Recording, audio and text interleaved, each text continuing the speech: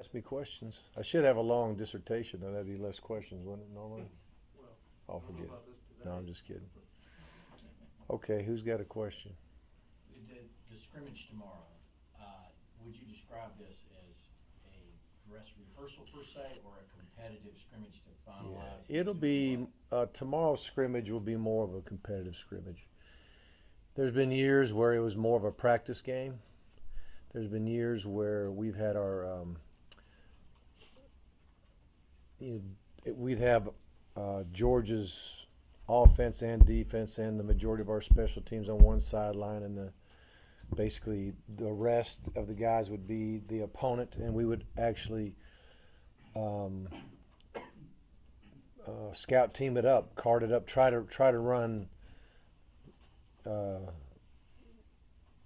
run their defense, try to run their offense, try to run their kicking game. But this time we decided to have it, like you said, be more of a competitive scrimmage. We're still more guys we're trying to evaluate. There's a lot of competition going on, even in the kicking teams. There's just a lot of guys that are right on the bubble if we were to have a 70-man travel squad. We know we only have one away game in the first 5 games, but we always prepare for if we had to travel, which we do game 2, who'd be on the travel team. And we always do that because we want to make sure we're preparing the right guys for special teams. So it's kind of like a last cut, Yeah, really. and it's like it, but the reality is game 1 there'll be 80 players that'll be eligible to compete, and like I said, 4 out of the first 5 there'll be 80 guys that'll be able to compete. And actually, this game everybody can compete because it's a non-conference game. But it is similar to that.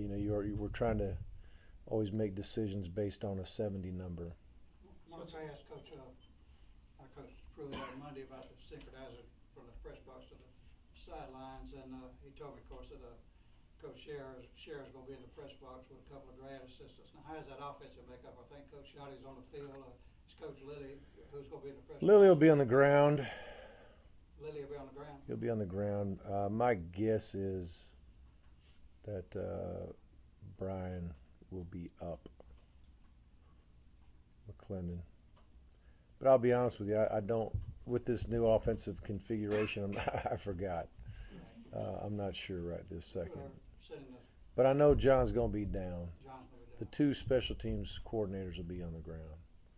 I know that. Thomas Brown. I know Rob will be down. I know Shotty will be down. And exactly where Thomas and BMAC are, I'm not sure. But I think BMAC's up, and I think Thomas will be down. But I'm not 100%.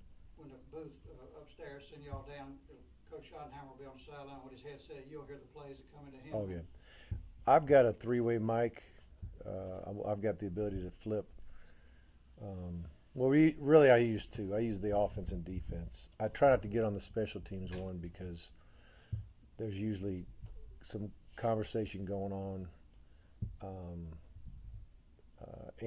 What happened last year was Coach Ball was upstairs, and he was still doing kickoff returns. So Coach Lilly was on the ground talking with Coach Ball a lot, making sure everything was covered downstairs on the kickoff return team. But this year, because John handles, the 2 biggies, the kickoff return and the punt, and he's on the ground, there's not going to be as much communication going on special teams. We always have somebody up there, believe it or not, just counting hats. Every time we transition some type of substitution, we're always trying to make sure we know whether there's 11 in the game or not. Because you can get your special teams going, and you got 10 on the field or 12 on the field or whatever. We got to know that immediately and get that squared away. So the guys upstairs will be doing things like that, and there'll be some assignments that the special teams coordinators will want them to be looking for upstairs. But it'll be less communication because those guys will be on the ground. Shotty calls the plays as he gets input from the press box, but you'll have input if you want to see something or something. Oh yeah. I mean, there's a lot of things that I'll have my input on. just as far as whether we're going to go for it on fourth down, whether or not we're going to fake a punt, whether or not we're going to go after a punt, whether we're going to set up a return. I mean, there's all kind of things I'll be making decisions on, but you know, I've got a good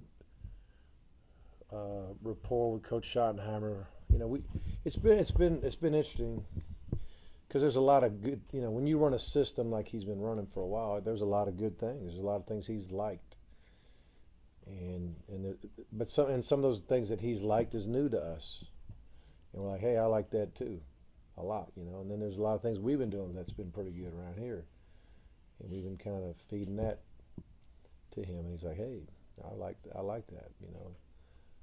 You know, so there's certain plays that are creeping in that maybe weren't being practiced quite as much on the front end for certain situations and things of that nature that we had done in the past. And you know, even the tempo that we're practicing at and with, it's a little bit different for him, but he's really seen the value of going with the tempo that we've been going with. But he's got a lot of good red zone ideas. We had some good red zone ideas too. So we're doing a good job of communicating, and he's got the right kind of ego to be open to new ideas, you know, and vice versa. You know, we want to learn too. Mark, have you narrowed the starting quarterback competition to two? No, not really. We changed the rotation a little bit, but we're still evaluating all three of those guys on a daily basis. How do you plan on working against scrimmage tomorrow for the reps still next week? I didn't get with Shotty on that yet. We're watching the film today, and then that's what we do when the film's done. We'll get the rotation down. Mark, as a general rule, football coaches don't give out a lot of information publicly. Yeah. Fans, media. Yeah, for good reason. Yeah. Have you found in recent years that you sort of disseminate even less information than that you might have? Yeah, don't you feel that? Don't you guys feel that too? I do, but I would much rather quote you in addition Yeah. to me. I don't like telling anybody anything. Any information usually is useful to the other team. I don't want to help the other team. I don't want to be rude to y'all, but I don't want to help the other team. It's our goal to win. It's our goal to, you know, have the least amount of information out that would help another team prepare and be ready for something or someone or whatever it may be. So, I mean, I hate to be evasive to everybody and be a pain in the rear, but the bottom line is, the less people know about what we're doing, the better off we'll be, especially on personnel and even on scheme, considering, you know, we've got a new offensive coordinator now, so there's some uncertainty, I would think, for whoever's defending us. They're looking at George's film from last year. They're looking at, you know, all the NFL stuff that he's been doing. They're like, well, what are they going to do? They don't know. Was there a point when that really changed? Did something happen, or was there a point when you started to think about it more? It's just there's such a fine line between winning and losing, and if one little thing, if somebody has a clue, I mean, it's just like we don't have anybody out. We try not to have anybody out there during kicking time. You know, if you got to fake any given, it's kind of easy to see a fake punt. I mean, I really believe my mom could watch practice and say, hey, they got a fake punt. She'll tell her friend because they like football too. And their friend has a nephew, and the nephew, you know, hey, they got a fake punt this week. And then you get stoned, and you look like an idiot, and it's a bad day. I mean, one play could cost one game. One game can cost the Eastern Division race. I mean, we don't like it to. I mean, I love our parents, you know, and I want them to be at practice when they want to be there. But, you know, we'd prefer people not to be at scrimmages and things of that nature. And we're more closed in the fall than we are in the spring. And I don't know. It's so hard, though. You got scouts in there. You got parents in there. Sometimes you got recruits and their coach that might bring them or whoever. And it's hard to – and then, quite frankly, you've got you might have any kid on our team, and you got 125 guys. You got managers, trainers. They're like, hey, Dad, you know, we got this cool fake whatever, you know. And then he tells his buddy, and it's just, you can't stop it, but I at least try not to just throw it out there and give it to everybody. Social media kind of made it a lot worse. Everything, man. The camera, every phone's a camera. Good cameras, too. I mean, look how little your cameras are now. I mean, you're using one right now. It works good. So you told your mom she's banned from practice? But she's banned. My mom is really funny. If you all would just spend some time with her, you ought to interview her sometime. She's a trip. But she loves football, and she literally, we got our new TV for like Mother's Day, birthday, Christmas, all wrapped up into one. I don't know what it was, but she figured out how to, you know, the TV. Some TVs you can just get the internet right on your TV with the remote. Of course, you can go YouTube and you can get just about any football game from the last 20 years. And so now she's figured out how to get on YouTube and just plug in Georgia versus Tennessee 2001, and she'll just sit there and watch all those games, you know. And she'll watch all last year's games, and then she'll watch a TV copy of the teams we're going to play coming up, and she'll have her opinions of what she thinks we need to do. But she's funny. She loves it, though. She does love it. She your harshest critic? No, she's learned not to be critical. But she gets fired up. She loves it. Does all this mean you don't think you're going to name a starter before the Open? I may not tell anybody. What's that? Well, I don't know. We may not announce anything. We may just say, come to the game, and we might get 100 more people come to the game or something. Mark, I know you Get a don't higher support TV that rating. rotation, but if I call out the names, could you give me just a couple attributes about each one? Okay, I'll do that. Lambert. Lambert's tall. Good arm strength, just stuff like that. You know what? I'll say this: a lot of y'all might have been out there when he first started throwing it day one, and I got a little nervous for a minute there, because I mean he struggled, but I think he's a little nervous, you know, a little nervous energy and all. But he's settled in and he's throwing the ball well, as far as just, you know, fundamentally.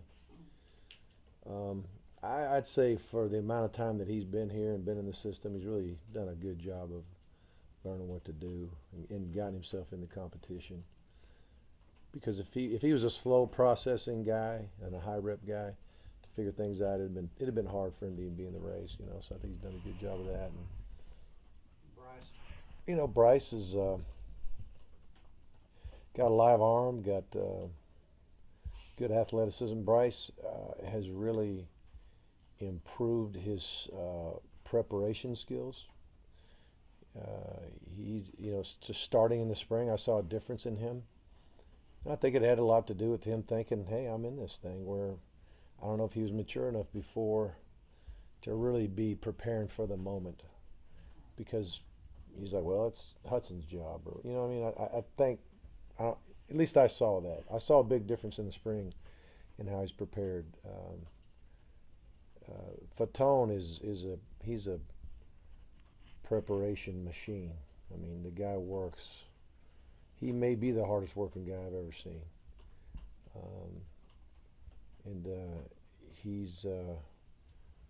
He really cares about his team and teammates, and he cares about making other people better around him. And he's